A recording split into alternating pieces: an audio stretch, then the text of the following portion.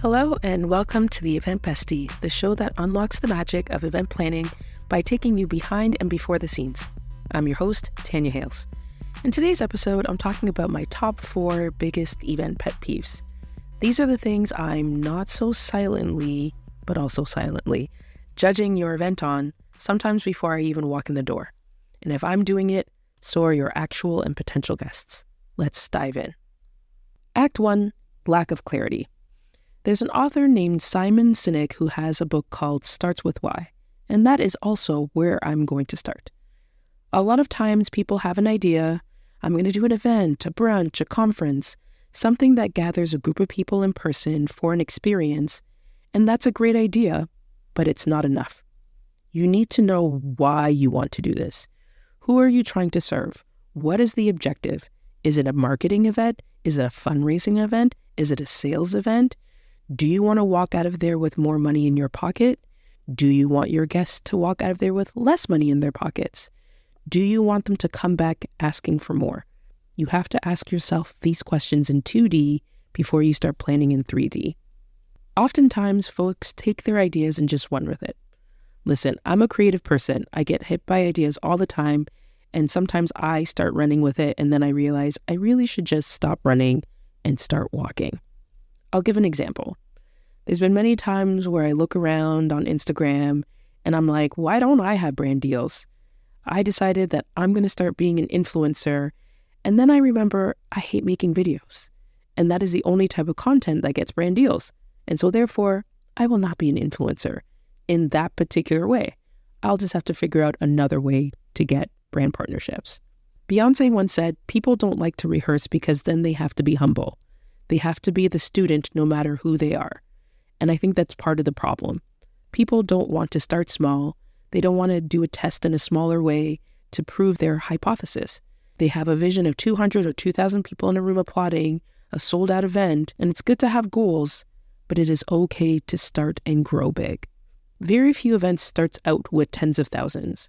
I've been a part of many large-scale events that started out with just a few hundred people, and it is now in that number. But it took time to get there. It took feeling things out and trying something different. It took moving locations, moving people in and out of roles that they weren't suited for. It took going all in. It took looking at the landscape and cashing out. It takes listening to people. It takes not being so rigid with your original vision. Sometimes things have to shift and change in order to best serve the audience. And it might be different from what you originally thought. And you have to be okay with that. One of my creative cheat codes is the business canvas model. It's one sheet with various boxes that help entrepreneurs and businesses succinctly make the case for a business idea. I use it all the time for any creative light bulb I have.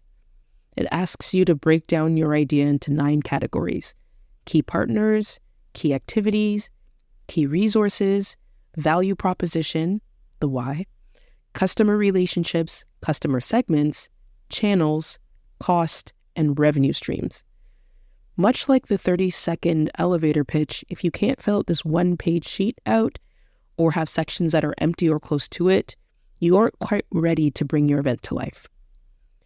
In this day and age, guests are making the choice between your event and groceries, ballet shoes, parking at work, medication, putting money into their travel fund. You have to make a really good case as to why they should part with their money. And if you're not clear on the why, neither will your potential guests.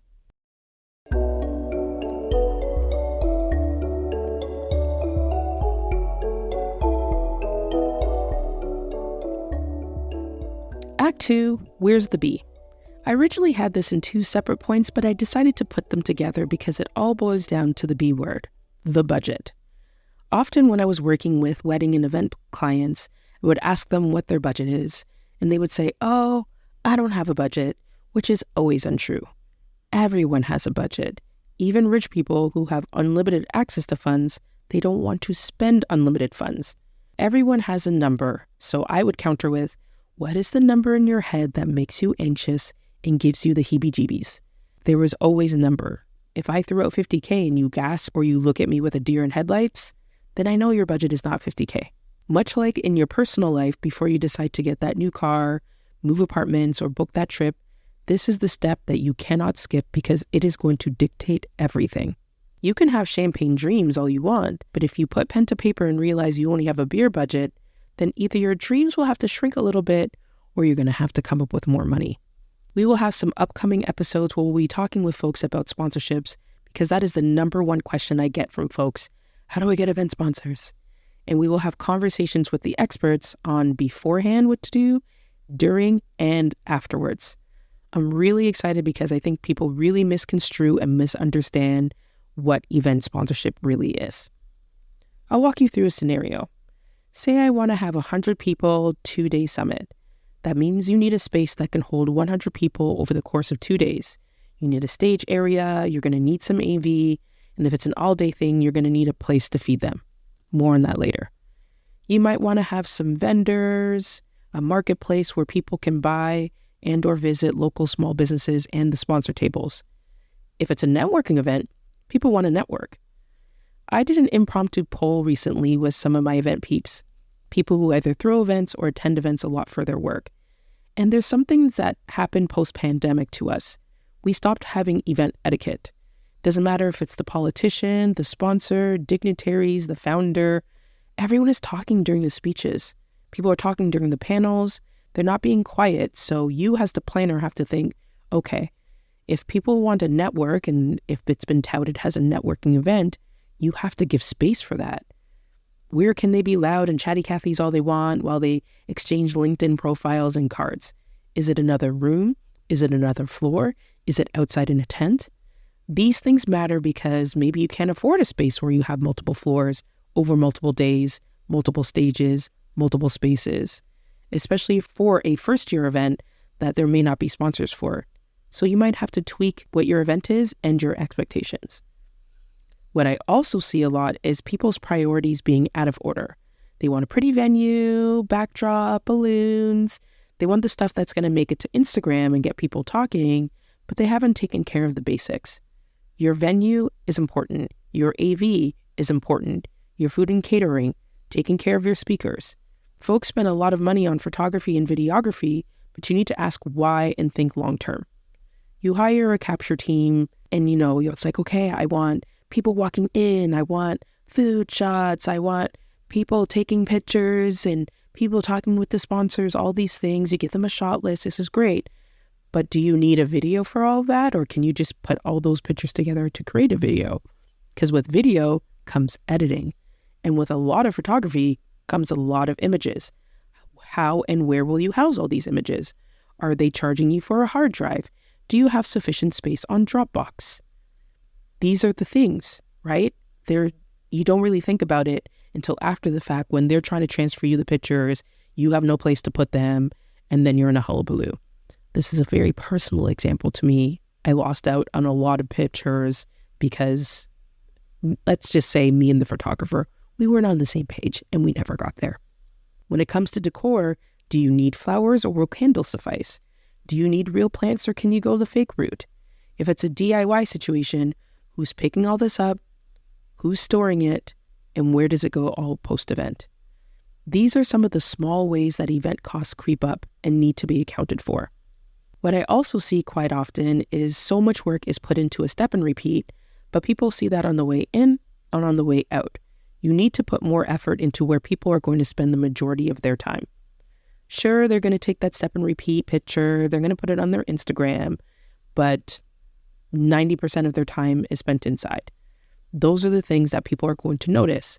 So why put so much money and effort towards something that really has a shelf life of a half an hour before the event and maybe a half an hour afterwards versus more effort where people are spending the majority of their time?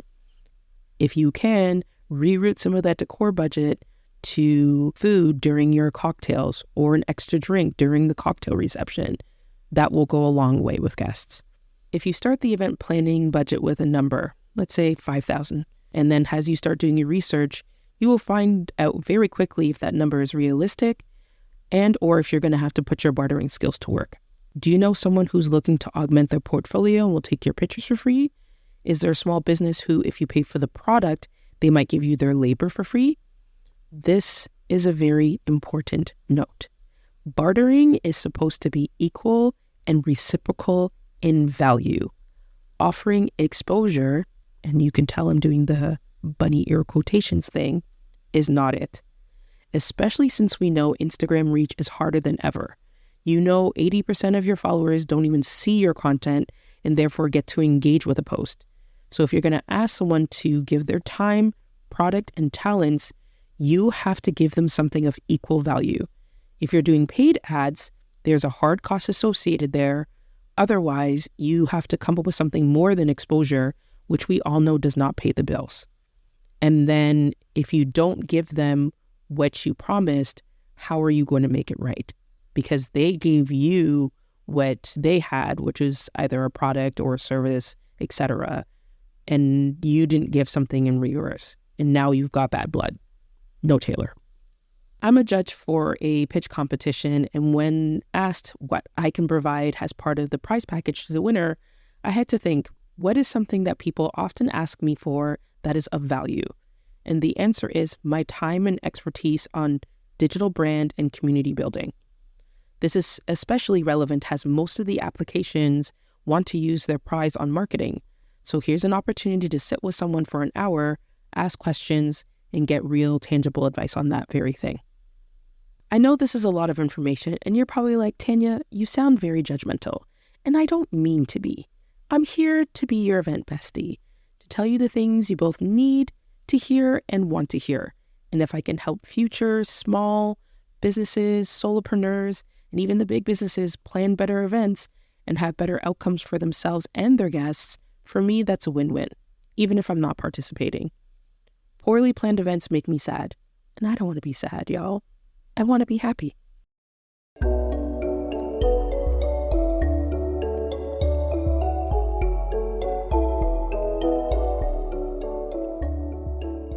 Act 3, the house is not the home.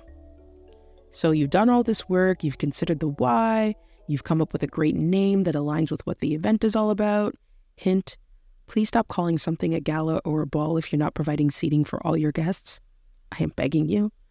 You've plotted out a preliminary working budget, you've done all the work, and now you're ready to take your planning on paper 3D. The first step is finding the place that aligns with the date that you want or in the general vicinity, the location, the timing, etc. We've talked a little bit about how to make good venue choices, and we touched on this in episode 10, Parents Are Guests Too, where if you know that there's going to be a lot of moms, and you're hosting a baby show, there's going to be people with strollers. You need a venue that's accessible. You don't want people to have to go up and down stairs. You also are going to need parking because most people are not going to want to take transit, especially if their children are toddlers and newborns. These things matter and are going to be questions that guests ask before they hit pay on the ticket. Right now, I'm in the midst of planning a 10-year birthday celebration for the organization that I founded. So when looking at venues and knowing that it's going to be in January in Toronto, I think through when guests arrive, it's going to be cold, potentially snowy. What are they arriving to? What's the coat check situation? Years ago, I went to a gala in February where guests had to pay for coat check. But it's February. You know guests will have coats. And we live in a no one carries cash society anymore. So after paying hundreds of dollars for a ticket, I'm forced to look for my wallet before I step in the ballroom. This was pre-pandemic, and I'm still thinking about it. Not that I'm mad, but it's still on my mind.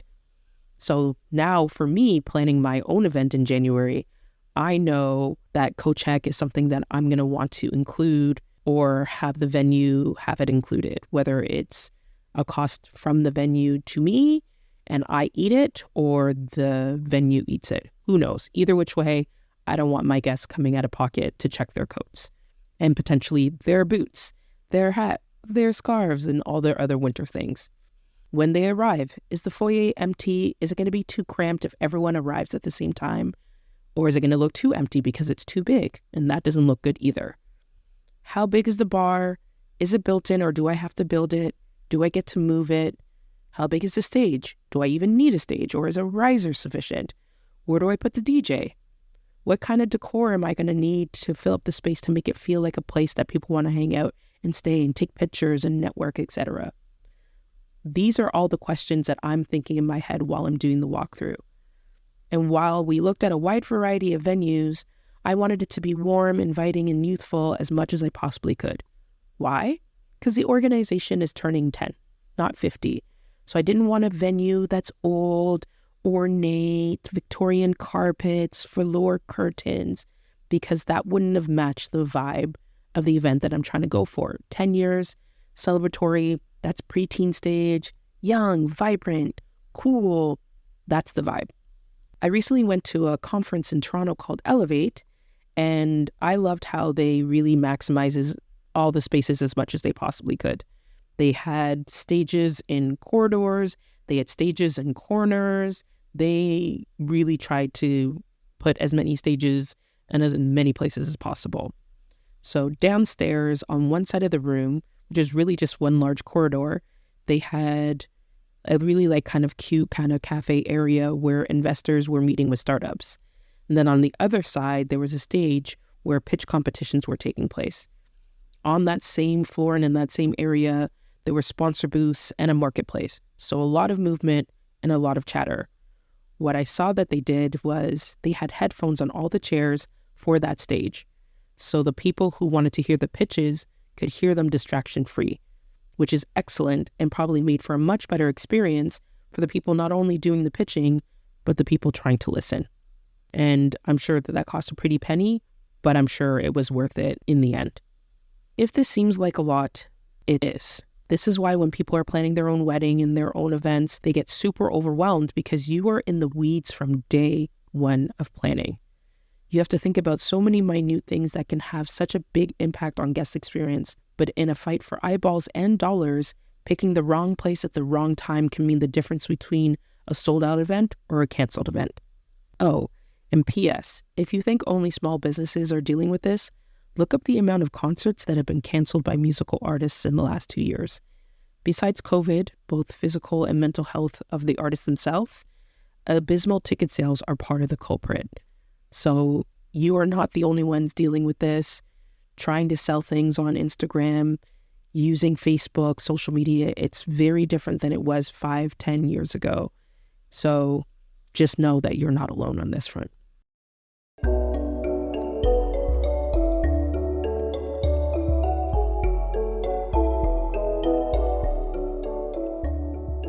Act 4, Food Law and Order.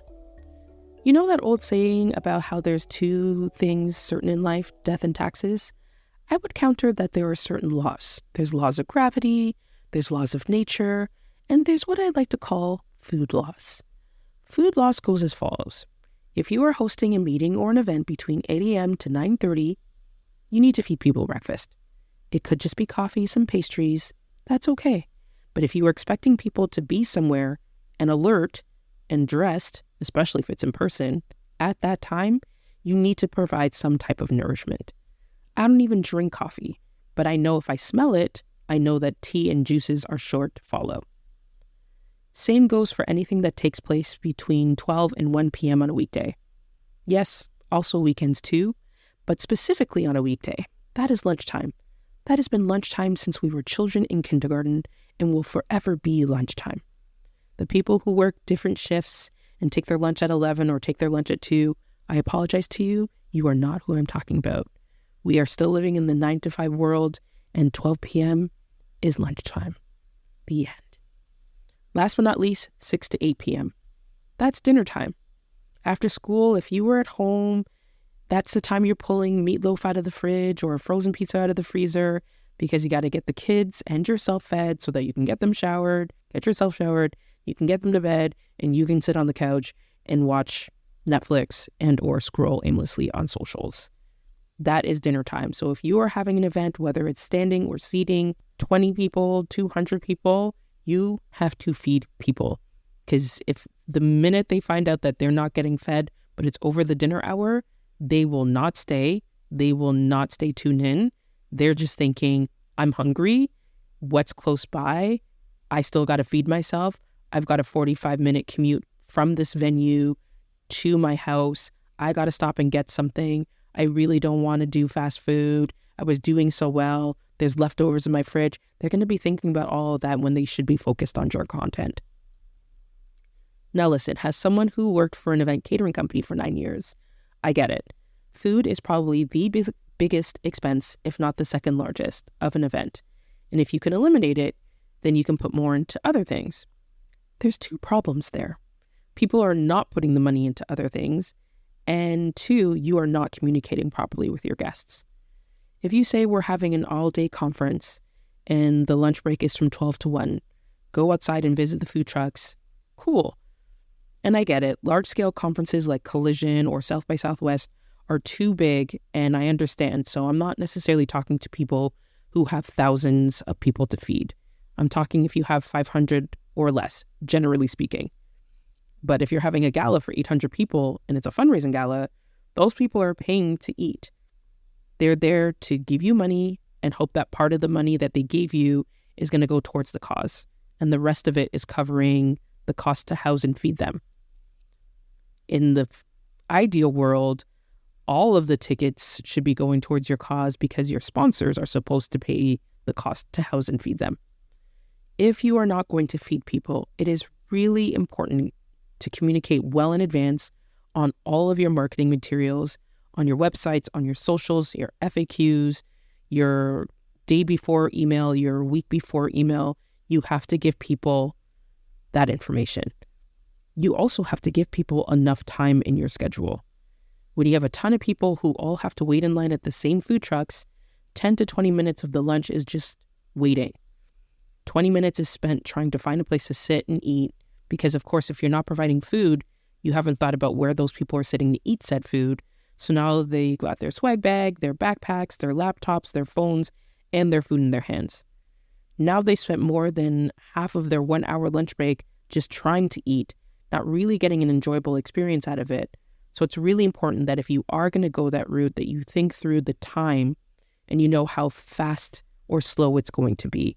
Do you need more food trucks? Do you need to tell the food trucks, hey, pre-make things that you can just grab and go and cut down the time that people have to wait in line?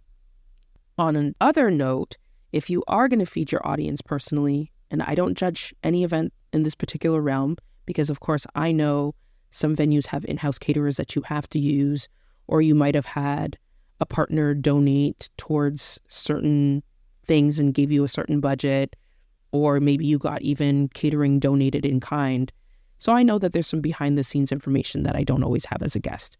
But for me, personally, your event bestie, if I know I'm having an event that is centered on, let's say, the Black community, I'm going to go and pursue a Black-owned caterer because that is something else I can use to sell when people are considering buying a ticket. And they're like, okay, well, when you say lunch is included, is it tuna sandwiches? And when you can say, oh, it's going to be food that you're familiar with culturally, food that you would have to spend money to buy, that's an added bonus to them. Including it in the ticket, will help sell that ticket. And if you're able to go that extra mile for guests, that's something that might sway them on hitting yes to the dress, or in this particular case, the event ticket.